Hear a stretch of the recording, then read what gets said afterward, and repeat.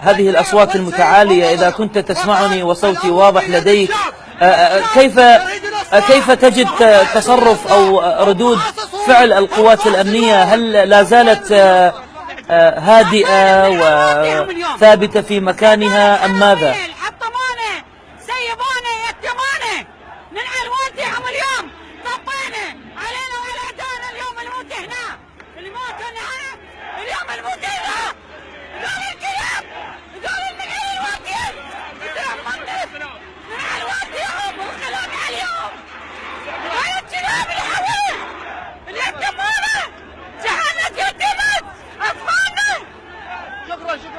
كذا ممكن تعطي صورة للجمهور للمشاهدين. مصطفى، سألتك قبل قليل ما هو رد فعل القوات الأمنية؟ هل لا زالت ثابتة في مكانها بعد بعد عبور الحاجز الأول وصولا إلى الحاجز الثاني؟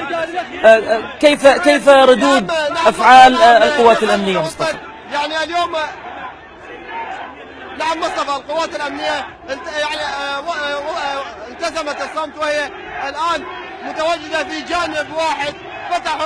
فسحوا المجال للمتظاهرين، يعني ما كما ترى الآن هم على سياج المنطقة الخضراء.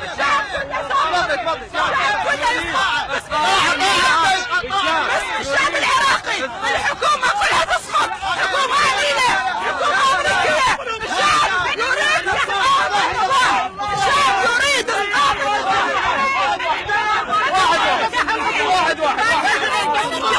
مستحيل أن تعدنا، والشعب العراق تعب، والشباب تعبت. حرام عليهم يلعبون مع كابتن يلعبون مع كابتن.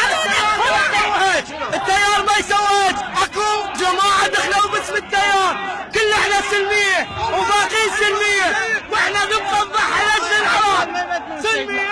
اول شيء السلام عليكم.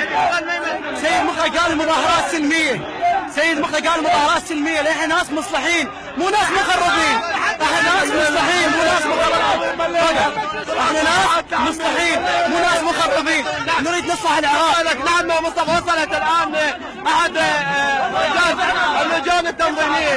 تفضل. بسم الله الرحمن الرحيم. الآن السيد القائد